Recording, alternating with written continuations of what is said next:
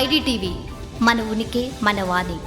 నమస్తే. అమెరికా చరిత్రలోనే మొట్టమొదటిసారిగా ప్రెసిడెంట్ అంటే అమెరికా ప్రెసిడెంట్కి వ్యతిరేకంగా ఇంత భారీ ఎత్తున ప్రొటెస్ట్ జరగడం ఇదే మొదటిసారి అంటున్నారు. తాజాగా 17 నగరాలు, దాదాపు కూడా అన్ని నగరాలే అని చెప్పొచ్చు. ఎందుకనంటే ట్రంప్ తీసుకున్న నిర్ణయాలు, ట్రంప్ ధోరణి, ఇమిగ్రేషన్స్ పై చర్యలు కానివ్వండి, రూల్స్ అండ్ రెగ్యులేషన్స్ విషయంలో కానివ్వండి, లేకపోతే ఇప్పుడు ఇరాన్పై కొనసాగిస్తున్న దాడి విషయంలో, అసలు ఇరాన్పై దాడి ఎందుకు చేయాలనేది స్వయంగా యుఎస్ ప్రజలే క్వశ్చన్ చేస్తున్నటువంటి పరిస్థితి అక్కడ ఉందండి.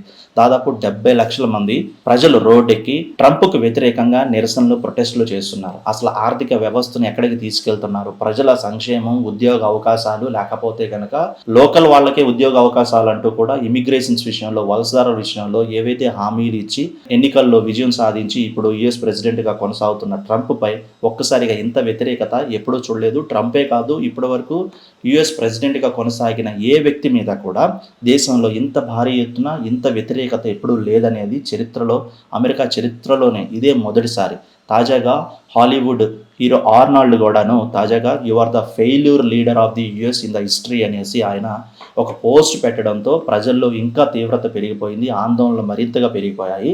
ఆయన తర్వాత చాలామంది కూడా అటు పొలిటీషియన్స్ కానివ్వండి, హాలీవుడ్ హీరోస్ని కానివ్వండి, బిజినెస్ మ్యాన్స్ కానివ్వండి, లోకల్గా చాలామంది అక్కడే వెళ్ళి ఎన్నో రకాలుగా కూడా స్థిరపడిన ఇతర దేశాల ప్రజలు కూడా దీనికి మద్దతు పలకడం, స్వయంగా అమెరికా పౌరులే నేరుగా రోడ్డు మీదకు వచ్చి నో కింగ్ ప్రొటెస్ట్ అనే పేరుతో ఇక్కడ యుఎస్లో భారీ ఎత్తున నిరసనలు, ఆందోళనలు, ధర్నాలు.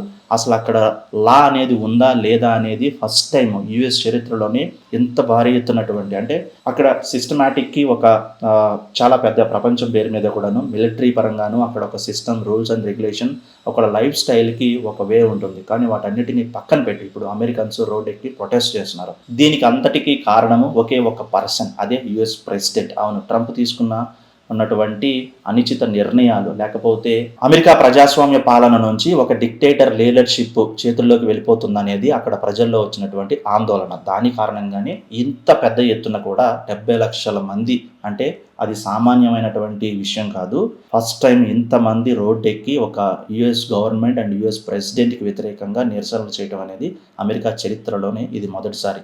ఇప్పటికైనా సరే ఇరాన్పై దాడిని కొనసాగిస్తాడా, లేకపోతే తన దేశంలో ఉన్నటువంటి ప్రజాస్వామ్య విలువలను కాపాడుకోవడం కోసమో, లేకపోతే పార్టీని మళ్ళీ బలోపేతం చేసుకోవడం కోసమో, తనను తాను నిరూపించుకోవడం కోసం వెనక్కి తగ్గి ఇరాన్పై యుద్ధాన్ని విరమిస్తాడా, లేకపోతే ఏ నిర్ణయాలు తీసుకుంటాడా అనేది ఇప్పుడు ట్రంప్ చేతిలోనే ఉంది. మొత్తానికైతే ఎవరైతే ఓటు వేసి ప్రెసిడెంట్గా నిలబెట్టి అంత పెద్ద ప్రజాస్వామ్యాన్ని తనకు అప్పచెప్పారో ఆ ప్రజలే ఇప్పుడు తిరగబడుతున్న పరిస్థితి.